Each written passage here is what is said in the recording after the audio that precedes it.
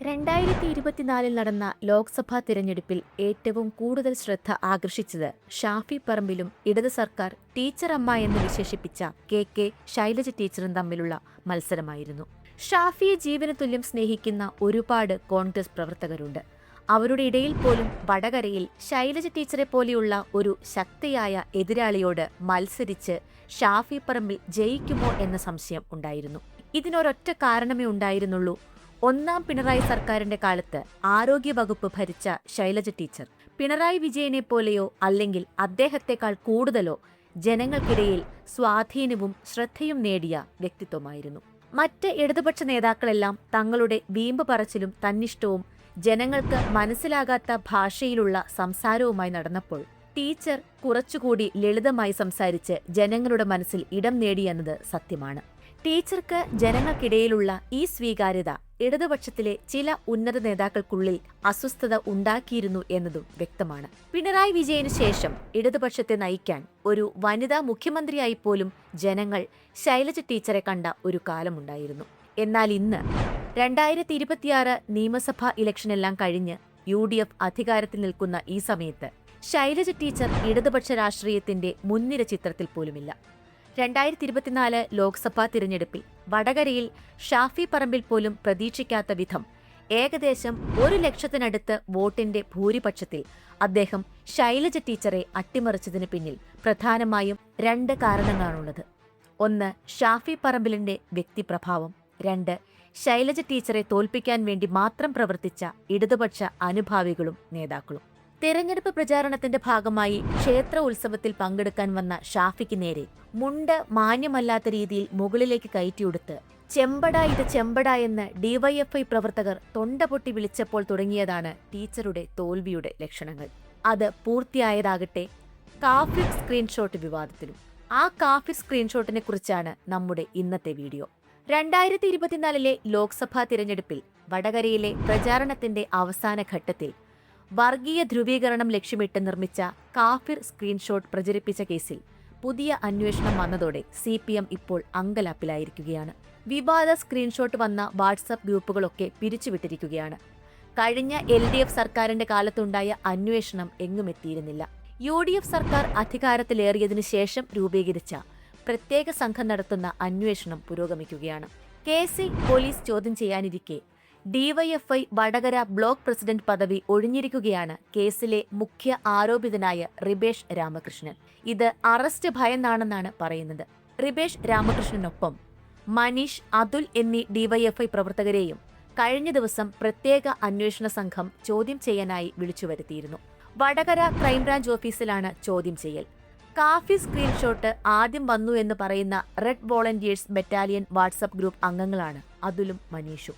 UDF സ്ഥാനാർത്ഥി ഷാഫി പറമ്പിലിനെ 5 നേരം നിസ്കരിക്കുന്ന ദീനിയായ ഒരു മുസ്ലിമായി ചിത്രീകരിച്ചും എതിർ സ്ഥാനാർത്ഥിയായ LDFന്റെ കെ ശൈലജയെ മറ്റേയാൾ ഒരു കാഫിർ അഥവാ അവിശ്വാസി സ്ത്രീയാണ് എന്ന് വിശേഷിപ്പിച്ചുമായിരുന്നു കുപ്രചാരണം.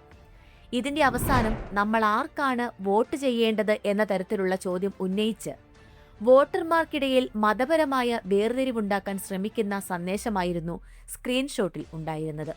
മുസ്ലിം ലീഗിന്റെയും UDFന്റെയും പ്രവർത്തകർ ചേർന്ന് കെ ശൈലജയ്ക്കെതിരെ ഇത്തരത്തിൽ വോട്ട് ചോദിക്കുന്നു എന്ന രീതിയിലാണ് ഈ വ്യാജ ചിത്രം സോഷ്യൽ മീഡിയയിൽ വ്യാപകമായി പ്രചരിപ്പിക്കപ്പെട്ടത്. ആദ്യം ഇടത് സർക്കിളുകൾ ഇത് പ്രചരിപ്പിച്ചുവെങ്കിലും UDF ഇതിന്റെ കൂടുതൽ കാര്യങ്ങൾ പരിശോധിക്കാൻ ആവശ്യപ്പെട്ടതോടെ CPM പ്രതിരോധത്തിലായി. മുസ്ലിം ലീഗ് പ്രവർത്തകൻ മുഹമ്മദ് കാസിമാണ് ഈ സന്ദേശം ആദ്യം പ്രചരിപ്പിച്ചതെന്നാണ് LDF തിരഞ്ഞെടുപ്പ് കമ്മിറ്റി ആദ്യം ആരോപിച്ചിരുന്നത്. എന്നാൽ കാസിമിന് ഇതിൽ പങ്കുള്ളതായി കണ്ടെത്താൻ പോലീസിന് കഴിഞ്ഞില്ല. മാത്രമല്ല, സ്ക്രീൻഷോട്ട് ആദ്യം പ്രചരിച്ചത് റെഡ് എൻകൗണ്ടർ, റെഡ് ബറ്റാലിയൻ, പോരാളി ഷാജി, അമ്പാടിമുക്ക് സഖാക്കൾ തുടങ്ങിയ ഇടത് അനുകൂല സോഷ്യൽ മീഡിയ പേജുകളിലൂടെയും വാട്സാപ്പ് ഗ്രൂപ്പുകളിലൂടെയുമാണെന്ന് പോലീസ് ഹൈക്കോടതിയിൽ നൽകിയ റിപ്പോർട്ടിൽ വ്യക്തമാക്കിയിരുന്നു. DYFI നേതാവും അധ്യാപകനുമായ റിബേഷ് രാമകൃഷ്ണനാണ് റെയ്ഡ് എൻകൗണ്ടർ എന്ന വാട്സപ്പ് ഗ്രൂപ്പിൽ ഈ സ്ക്രീൻഷോട്ട് ആദ്യമായി പോസ്റ്റ് ചെയ്തതെന്ന് പോലീസ് കണ്ടെത്തി. പക്ഷേ ഉറവിടം കണ്ടെത്താനായില്ല. റിബേഷ് രാമകൃഷ്ണൻ, പോരാളി ഷാജി പേജിന്റെ അഡ്മിൻ വഹാബ്, മറ്റ് ഇടത് പേജ് അഡ്മിന്മാരായ മനീഷ്, അമൽ റാം എന്നിവരെ പോലീസ് അന്ന് ചോദ്യം ചെയ്തെങ്കിലും സ്ക്രീൻഷോട്ട് നിർമ്മിച്ച യഥാർത്ഥ പ്രതിയെ കണ്ടെത്താൻ കഴിഞ്ഞില്ലെന്ന് കാണിച്ച് പോലീസ് പിന്നീട് കോടതിയിൽ റിപ്പോർട്ട് നൽകുകയും അന്വേഷണം വഴിമുട്ടുകയുമായിരുന്നു. ഇപ്പോൾ UDF അധികാരത്തിൽ വന്നതോടെയാണ് പുനരന്വേഷണം വന്നത്. യഥാർത്ഥ പ്രതികളെയും സന്ദേശത്തിന്റെ ഉറവിടവും കണ്ടെത്താനായി കോഴിക്കോട് റൂറൽ SP-യുടെ നേതൃത്വത്തിൽ പുതിയൊരു പ്രത്യേക അന്വേഷണ സംഘത്തെ സർക്കാർ നിയോഗിച്ചു. ഈ പ്രത്യേക അന്വേഷണ സംഘം ജൂൺ മാസത്തിൽ ആദ്യ യോഗം ചേർന്ന് അന്വേഷണം പുനരാരംഭിച്ചു. പോസ്റ്റ് പങ്കുവച്ചവരെയും ഗ്രൂപ്പ് അഡ്മിന്മാരെയും കേന്ദ്രീകരിച്ച് അന്വേഷണം പുരോഗമിക്കുകയാണ്. സന്ദേശത്തിന്റെ യഥാർത്ഥ ഉറവിടം കണ്ടെത്താനായി മെറ്റയിൽ നിന്നുള്ള വിവരങ്ങളും ശാസ്ത്രീയ പരിശോധനാ ഫലങ്ങളും കാത്തിരിക്കുകയാണ്. ഈ വിവരങ്ങൾ പുറത്തു വന്നതോടെയാണ് കേസിലെ പ്രധാന പ്രതിയെന്ന് ആരോപണമുയർന്ന റിബേഷ് DYFI ബ്ലോക്ക് പ്രസിഡന്റ് സ്ഥാനം ഒഴിഞ്ഞത്. എന്നാൽ ബ്ലോക്ക് കമ്മിറ്റി അംഗമായി തുടരും. കേസിൽ ഉടനെ അറസ്റ്റുണ്ടാവുമെന്നത് ഉറപ്പാണ്. കാഫിർ സ്ക്രീൻഷോട്ട് കേസിൽ അന്വേഷണം CPM സംസ്ഥാന സമിതി അംഗവും മുൻ MLA-യുമായ KK ലതികയിലേക്കും ഇപ്പോൾ നീണ്ടിട്ടുണ്ട്. ചോദ്യം ചെയ്യാനായി KK ലതികയ്ക്ക് നോട്ടീസ് നൽകും. തിരഞ്ഞെടുപ്പിനിടെ സ്ക്രീൻഷോട്ട് ഫേസ്ബുക്കിൽ ഷെയർ ചെയ്ത KK ലതിക പിന്നീട് പിൻവലിച്ചിരുന്നു. അതിനിടെ DYFI നേതാവും അധ്യാപകനുമായ റിബേഷ് രാമകൃഷ്ണന് സ്ക്രീൻഷോട്ട് നൽകിയത് DYFI ബ്ലോക്ക് കമ്മിറ്റി അംഗം ജിതിൻ ഭാസ്കർ തന്നെയെന്നതും സ്ഥിരീകരിച്ചു. ചോദ്യം ചെയ്യലിൽ SITക്ക് മുന്നിൽ റിബേഷ് ഇക്കാര്യം സമ്മതിച്ചു. വടകര സ്ക്വാഡ് എന്ന വാട്സാപ്പ് ഗ്രൂപ്പിലെ മറ്റ് അഡ്മിന്മാരെ ചോദ്യം ചെയ്യാനും പ്രത്യേക അന്വേഷണ സംഘം തീരുമാനിച്ചു. ഇതിലെ ഒരു അഡ്മിനാണ് ജിതിൻ.